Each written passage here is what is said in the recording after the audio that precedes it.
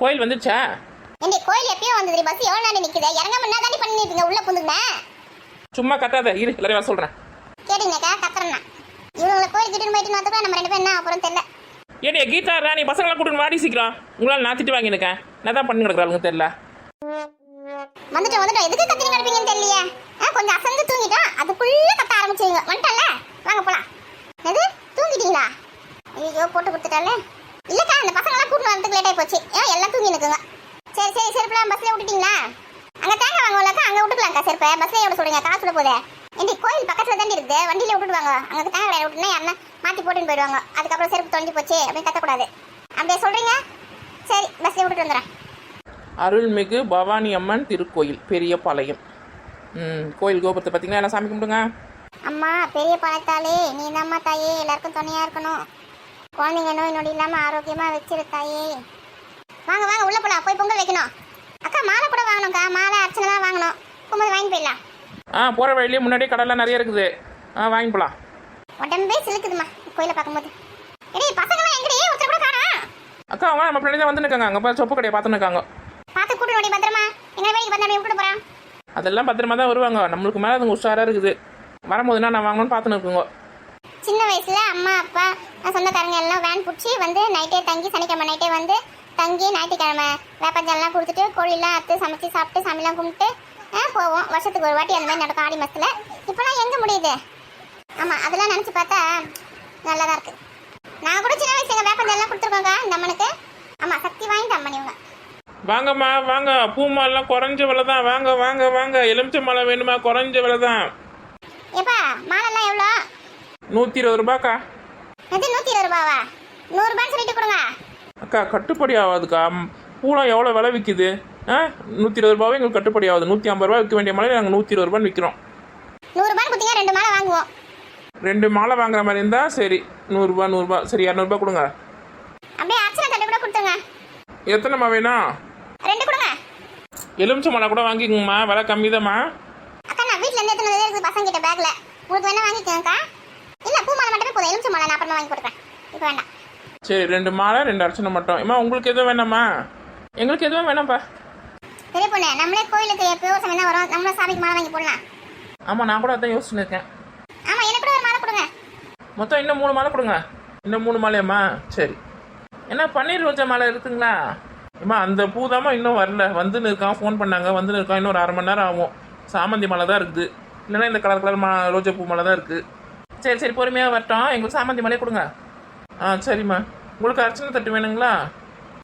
கொடுத்துருங்க, 3 கொடுத்துருங்க. கோயிலுக்கு எப்போயோ ஒரு சமயம் தான் வரும், காசுக்கெலாம் இப்போ பார்க்கக்கூடாது. சரிம்மா. மாலை என்ன கவர்ல போட்டு கொடுங்க, அப்படியே கையில கொடுத்துட்டீங்க.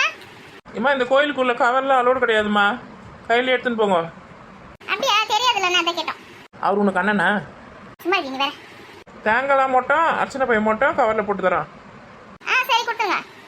அக்கா ஃப்ரீ தர்சனம் ரொம்ப கூட்டமாக இருக்குதுக்கா. கூட்டமாக இருந்தால் ஃப்ரீ தர்சனில் நான் வர மாட்டேப்பா, நான் வெளில இருந்து கூட்டணும் சாமியை. ஏண்டி வர்றது எப்பயோ ஒரு நாளைக்கு தான், கொஞ்ச நேரம் நின்று தான் கும்பிட்டு போகலாம். என்ன இப்போ உனக்கு அவசரம்? வீட்டில் போய் என்ன பண்ண போகிறேன்? அவசரப்படாதீங்க 2 பேரும். அங்கே போய் 30 ரூபா டிக்கெட்லாம் போட்டுது சார். 100 ரூபா டிக்கெட் இருக்குது, 30 ரூபா டிக்கெட் இருக்குது. நம்ம 30 ரூபா டிக்கெட்டில் போகலாம், அது கொஞ்சம் கூட்டம் கம்மியாக தான் இருக்குது. 30 ரூபா டிக்கெட்லேயே போகலாம். ஃப்ரீ தர்சனம் ரொம்ப கூட்டமாக தான் இருக்குது.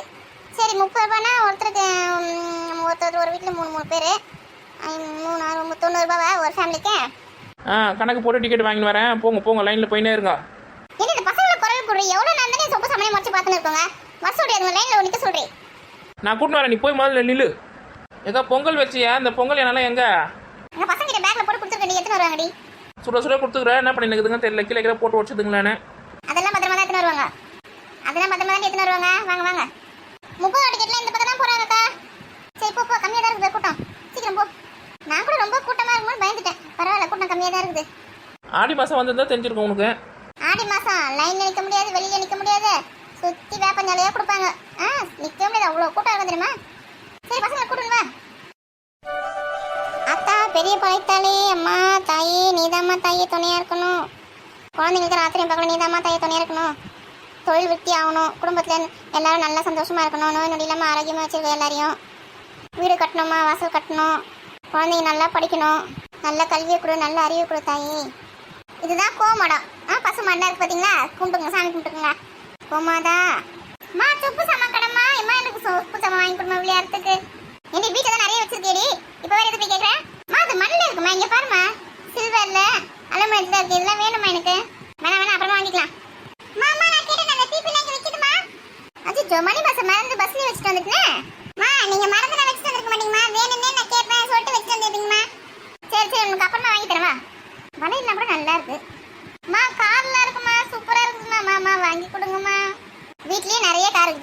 விளையாடு. மா வாங்கி தர சொல்லி தானே வந்து கூட்டிட்டு வந்தீங்க. ஏன் எதுவுமே வாங்கி தர மாட்டீங்க யாருமே? வாங்க வாங்க முதல்ல சாப்பிடலாம். சாப்பிட்ட அப்புறமா பொருள்லாம் வாங்கலாம். என்னென்ன வேணுமோ வாங்கி தரேன். ஐயா ஜாலி வாங்கி தராங்களா? குழந்தைங்களுக்கு என்ன வாங்கி கொடுங்க, அப்படியே காமிச்சே கூட்டின்னு போவீங்க. பாவம்ல அதுங்களா. அக்கா ஒருத்தருக்கு வாங்கறதுக்கு போனால் எல்லாருமே கேட்பாங்க, எனக்கு இது வேணும் அது வேணும்னு. மணி பஸ்ஸே காலி ஆகிடும். கும்பிடுவோம். ஏனே நம்ம விட்டுட்டு போன பஸ் எங்கடி காணோம்? அக்கா டிரைவர் ஃபோன் பண்ணாரு, டீசல் போகிறதுக்கு போயிருக்காராம். வருவார், இங்கே வெயிட் பண்ண சொல்லிக்காரு நம்மள. நல்ல வேலை பயந்தே போயிட்டு நம்மளை இங்கே விட்டுட்டு போயிட்டாரேன்னு. இக்கா சாப்பிட்றதுக்கு போகிறேன்னு சொன்னேன், பார்க்கிங் கிட்ட வந்து நிப்பாட்டி வச்சிருக்கிறேன். எல்லாரும் பஸ் எங்கன்னு வேற கேட்குறேன். எப்போ தானே என் சாப்பிட வாங்கி தருவேன்? இன்னும் செஞ்சு தர போகிறேன். என்ன கறி சொல்லலாம்? சரி போற வழியில வாங்கி செஞ்சுக்கலாண்டி. ஐயோ எனக்கு இப்பயே மயக்கமாக வருது. சின்ன சின்ன குழந்தைங்களாம் கம்முன்னு இருக்குங்க. எருமை கடா மாதிரி இருந்து இவளுக்கு மயக்கம் வந்தான். முதல்ல டிரைவருக்கு ஃபோன் பண்ணுங்க, பஸ் எங்க இருக்குன்னு பாருங்க. தூரம் வேற போட ஆரம்பிச்சிச்சு. மழையில குழந்தைங்க வச்சு நிற்க முடியாது. வர வெளில ரெண்டு பஜ்ஜி வாங்கி சாப்பிட்டு நல்லதா போச்சுடி.